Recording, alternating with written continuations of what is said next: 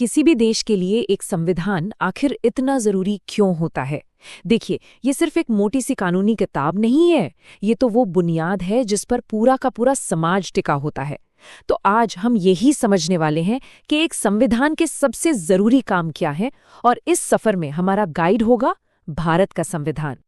जरा सोचिए, एक देश में करोड़ों लोग, किसी का धर्म कुछ है, किसी का कुछ और, भाषाएं अलग हैं, अमीर गरीब का बड़ा फासला है, यहाँ तक कि रहन सहन का तरीका भी बिल्कुल जुदा है। अब इतने सारे मतभेदों के बावजूद ये सब लोग एक साथ एक समाज बनकर कैसे रह पाते हैं?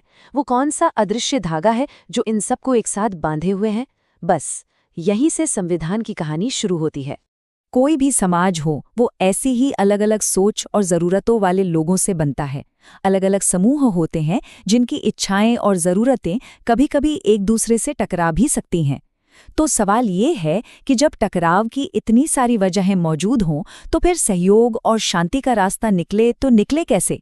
तो आज के इस चर्चा में हम संविधान के इन्हीं बड़े बड़े कामों को एक एक करके समझेंगे। हम देखेंगे कि वो कैसे समाज के सबसे मुश्किल सवालों का जवाब देता है, कैसे वो एक रूल बुक की तरह काम करता है, सरकार को ताकत देता है पर उसकी सीमाएं भी तय करता है, और आने वाले कल के लिए एक नक्शा तैयार करता है। तो चलिए पहले सवाल पर आते हैं। इतने सारे अलग अलग लोगों को एक साथ रखने का पहला तरीका क्या हो सकता है? जवाब आसान है, एक ऐसी रूल बुक बनाना जिस पर ज्यादातर लोग सहमत हों। और यही है संविधान का सबसे पहला और बुनियादी काम। ये कुछ ऐसे बेसिक रूल्स तय करता है जो सबको पता हों, जैसे प्रॉपर्टी रखने के क्या नियम होंगे, या क्या बच्चों को स्कूल भेजना जरूरी है। ये नियम समाज में एक बेसिक लेवल का तालमेल, एक कोऑर्डिनेशन बनाते हैं। लेकिन देखिए, सिर्फ नियम बना देना ही काफी नहीं होता। असली चीज है भरोसा। संविधान ये भरोसा दिलाता है कि इन नियमों को तोड़ा नहीं जा सकता, और अगर कोई तोड़ेगा तो उसे सजा मिलेगी। मतलब ये नियम कानूनी तौर पर लागू होंगे। इसी भरोसे की वजह से हम और आप इन नियमों को मानते हैं, क्योंकि हमें यकीन होता है कि बाकी सब भी मानेंगे। ठीक है, तो कुछ बुनियादी नियम तो बन गए, पर समाज को चलाने के लिए और भी बहुत से कानूनों की जरूरत पड़ती है। तो अब सवाल ये है कि ये कानून बनाएगा कौन, और उन्हें लागू करने की ताकत किसके पास होगी? ये है संविधान का दूसरा बड़ा सवाल। संविधान ही ये तय करता है कि समाज के लिए फैसले लेने की आखिरी पावर किसके पास होगी।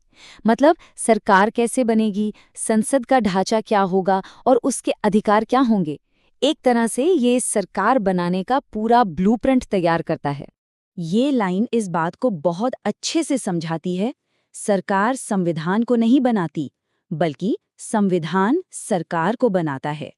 सरकार को अपनी सारी शक्ति, अपनी सारी ताकत संविधान से ही मिलती है। तो हमने सरकार बना दी, उसे कानून बनाने की ताकत भी दे दी।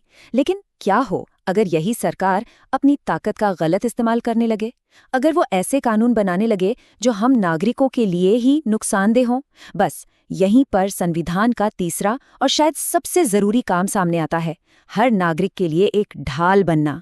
संविधान सरकार की ताकत पर एक लक्ष्मण रेखा खींच देता है।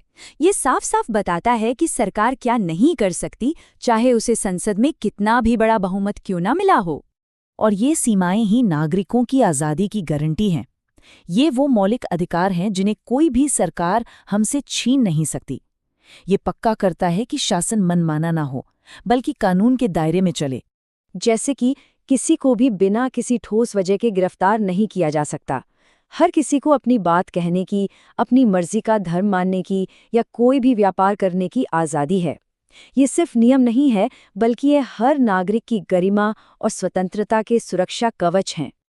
अच्छा, अब तक हमने ये देखा कि संविधान सरकार पर रोक कैसे लगाता है, पर क्या इसका काम सिर्फ ना कहना है? जी नहीं, बिल्कुल नहीं।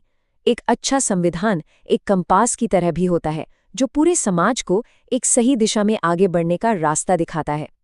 तो संविधान का चौथा काम है सरकार को इतनी शक्ति और साधन देना कि वो समाज की उम्मीदों को पूरा कर सके। एक ऐसा समाज बना सके जहां सबके साथ न्याय हो और हर किसी को आगे बढ़ने का बराबर मौका मिले। देखिए, जो पुराने संविधान थे उनका जोर मुख्य रूप से सरकार की शक्तियों को सीमित करने पर था।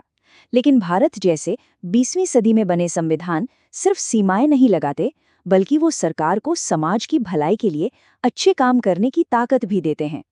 जैसे भारतीय संविधान सरकार को ये जिम्मेदारी देता है कि वो जातिगत भेदभावों को खत्म करे और समाज के सबसे पिछड़े तबकों के विकास के लिए खास नीतियां बनाए, ताकि हर नागरिक कम से कम सम्मान के साथ तो जी सके।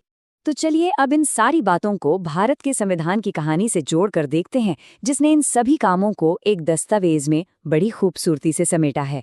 हमारा संविधान कोई एक दिन में नहीं बना, ये दशकों तक चले स्वतंत्रता संग्राम के आदर्शों की देन है।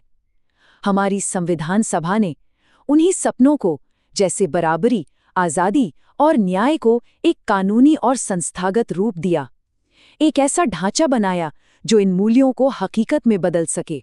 ये सफ़र दिसंबर 1946 में शुरू हुआ था और फिर लगभग 3 साल तक चली गहरी बहसों और चर्चाओं के बाद आखिरकार जनवरी 1950 में भारत का संविधान लागू हुआ।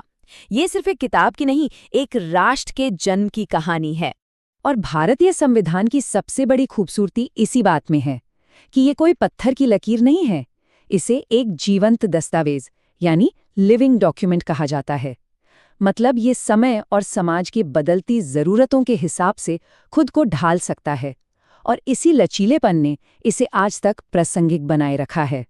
इस दस्तावेज को बनाने में जो करीब 3 साल लगे, वो इस बात का सबूत है कि हमारे संस्थापकों ने कितनी दूर की सोच और कितनी मेहनत से एक मजबूत और न्यायपूर्ण देश की नींव रखी थी। आखिर में एक बात समझनी होगी, कोई भी संविधान सिर्फ कागज पर लिखे शब्दों से नहीं चलता। उसकी असली ताकत लोगों के भरोसे में होते है। वो तभी सफल माना जाता है जब देश के आम नागरिक को ये विश्वास हो कि ये दस्तावेज उसके साथ न्याय करेगा। किसी भी संविधान की सफलता का असली पैमाना यही है कि वो अपने हर एक नागरिक की आज़ादी और बराबरी की कितनी हिफाजत करता है। और ये एक ऐसा सवाल है जिसका जवाब हमें अपने लोकतंत्र के इस सफर में लगातार खोजते रहना होगा।